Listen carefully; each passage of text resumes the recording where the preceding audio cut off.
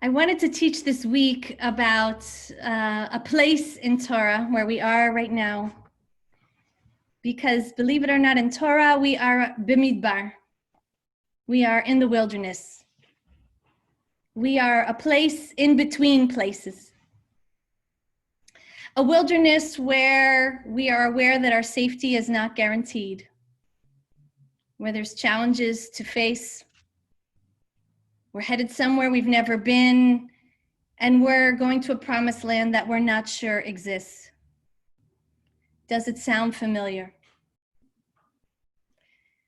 Rabbi Abraham Isaac Cook teaches that there are different kinds of holiness, and they operate in different times and in different ways. And all are necessary, and none are extraneous. So, for example, Jerusalem has a permanent kind of holiness. I believe a holiness when we share it. And he says, whether we are there or not, Jerusalem is holy to us. But for example, Mount Sinai, where we received the Torah, the holiness of Mount Sinai, that was only temporary. And it only lasted for the giving of Torah in that place. Likewise, he says there's certain mitzvot, there's certain commandments that are eternal and they get passed from generation to generation. But then there are certain mitzvot, there are certain commandments that just exist for one specific time. So in our Torah this week, some of the mitzvot we receive in the wilderness, they were just specific for our time in the wilderness. They were not generation to generation. They don't apply in any other time. They are specific commandments, specific acts just for that time. And Rav Kook calls that kind of holiness that doesn't last forever, kedushat sha'ah. It is just for a special holy time. It means you're living in a special and a holy time. And you shouldn't think that if you're living in kedushat sha'ah, it's on a lower level than a permanent holy time. On the contrary, it's precisely because of the intensity that it cannot last forever, that we don't keep those commandments forever. We wouldn't be able to keep it up.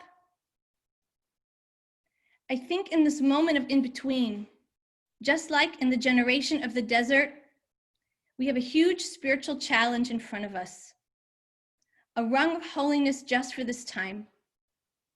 And if we try to apply the old rules, go back to normal, just follow the usual commandments, the usual mitzvot, we will not rise to meet this challenge. And we will surely endanger one another. For we are living in a time of kedushat sha'ah, a special, guarded, provisional time, a chapter which carries unique spiritual challenges and commandments in it. Now, in this time, for example, I think our holiness must be cultivated in each of us. It's always so, but especially now. So now, in addition to Zoom, yes, Zoom, but in addition, we will each build palaces for Shabbat, for holiness, in our studios, in our apartments, in our homes, no matter the size, no matter where it is, we will bring Shabbat bride into each of our homes. She will sit at our tables. And now we will think about praying in the morning in our homes and maybe before we go to sleep, not on Zoom. Just setting aside a time to cultivate these sanctuaries in our neshamot, in our souls, to cultivate our ability to feel the presence of one another again, not in person, not on Zoom. Just to know that when we are praying in the morning, many are also trying to find the words and to pray. We need to relearn how to talk to heaven when we are alone. These are some of the commands for this kedushat sha'ah, this holy time. To protect and guard one another, to protect the sanctuaries in each one of us, and to protect our precious lives in this holy in-between time. Now, I noticed in our Parsha, which, as I mentioned, describes our life in the wilderness, and among other things, talks about how we should set up the Mishkan, the holy place that we set up for God and for us while we wandered through the wilderness. And I noticed that when God instructs us how to take the Mishkan apart, which we do, we set it up and we take it apart. God says, okay, put the Levites, the priests in charge of everything having to do with the Mishkan, Ve'al kol kelav, all the utensils, put them in charge of all the vessels. And then there's this strange added phrase. I just noticed it. Ve'al kol asher lo. And make those priests in charge also over everything that belongs to the holy place. Now, Torah doesn't add words. All the words have meaning. We've already had or will have a lot of detail about the different pieces of this holy place and all the different vessels and instruments. So why add this kol asher lo, this everything? What is this everything that's in it business? Why do we need it? Ibn Ezra teaches that this everything refers to the utensils used for the utensils, the vessels for the vessels. I don't find that very satisfying. Even more so because a few chapters later, again, God is talking about someone else, or another person's responsibility. Bekudat Eliezer, someone named Eliezer. And it says Aaron's son is responsible for Kol HaMishkan, and lists out all the things, but ends up by saying he's responsible v'chol asher bo, and everything in it.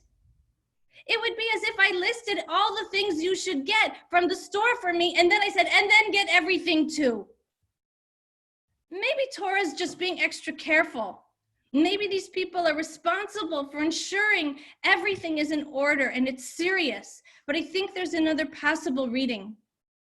I want to suggest that v'chol asher bo, this everything in it, is what arises only when the holy place is put all back together, when it is intact again. Given that we've already heard about all the holy vessels and the oils and the utensils we have to pack up, this v'chol asher bo, this everything in it, means the totality of the holy place. It's what happens when everything comes back together and we all come back together. It's the thing that's greater than the sum of the parts. It's greater than any one person, even Moshe. It's greater than any tribe. It's greater than any one piece of the ark or even any one letter on the tablets. It's greater even than any collective, because it is the time and the place and the people and the moment and the ongoing love and the dedication in those places and in those moments, the commitment. That's what God is telling us to guard. Keep that, says God. When you're taking care of all the utensils and rolls and you're getting ready to move to the next place, don't forget what it is you are creating together with me. Guard the everything. Maybe we need to understand that our role in this Kedushat Sha'ah, this time of heightened spirituality and heightened potential for change, is to protect ourselves as sanctuaries, yes, but also to guard the memory of this everything that we experienced once, to not let ourselves forget, to remember what that everything, that call was like, what it felt like, to know that our everything will return. It's not going to be the same. But maybe Torah is teaching us now, guard it so it will return, so you can build it again. In fact, when we think about our time in Torah in the desert, maybe when we think about it, we imagine the camp all set up and the Mishkan, the holy place for God, all set up, and the tribes are all arranged. But I'm also remembering this week that every time we set up the ark and build that Mishkan, many, many times, for every time we put it all together, the poles and the decorations and the gold, we also take it all down. We disassemble the whole thing.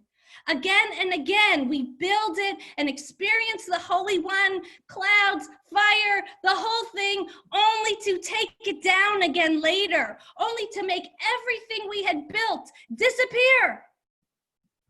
Almost as if God wanted to teach us how to hold our holiness and our connection to God and our connection to each other through memory when we are in between.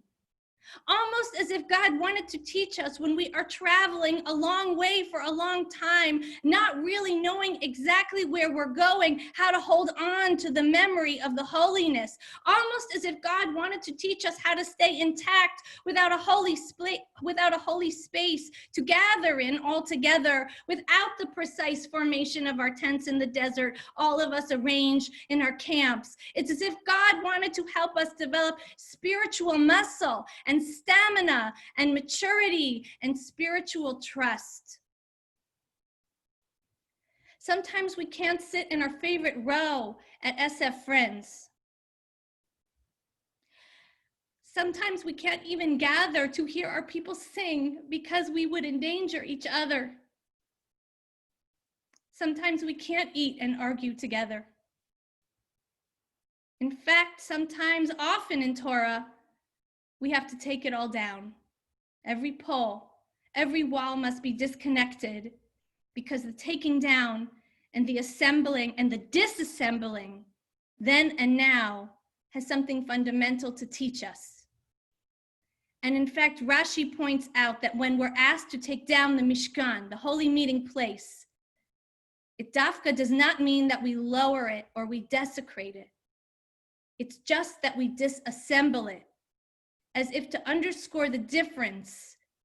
Disbanding and disassembly is not desecration.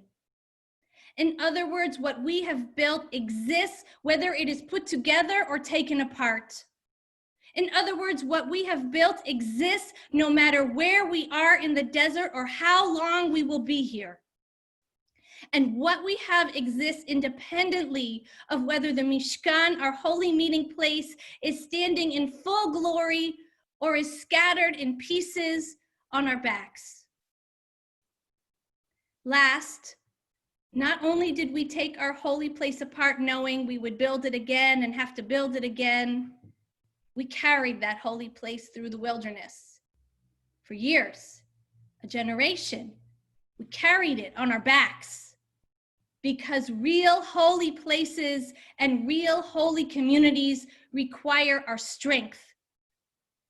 If we keep the memory of our everything alive for ourselves, and we ignore what is happening in our city, if we relearn how to get up and pray in the morning and feel the strength of one another, but we don't hear the silent cries of our neighbors, if we curate our spiritual through line in the wilderness but ignore the unhoused, those who are lined up for dinner right now, those who have been in the wilderness for a long, long time, if we don't ever find our way to Glide or another safe way to volunteer, by the way, they now need people 6 a.m. every morning. If we don't give, or I would say return, some of our money we have to people who are desperate or places serving the desperate when they all have double, triple, quadruple the requests. If we don't figure out how we will involve ourselves and invest ourselves in the politics of our city, then our holy place, no matter how modest it is, no matter how pure our intent, will not be a holy place. It will just be some pieces. It will be missing the vital ones. It will never have the everything. It will never stay upright, because we will not be carrying anyone else. And we will have missed our opportunity to fulfill this most critical mitzvah in this Kedushat Sha'ah, this most critical commandment in this holy hour. This Shabbat, may we find the strength in the days ahead, not only to make our way through the wilderness, but also to carry one another, to find the pieces in our city that are waiting for us.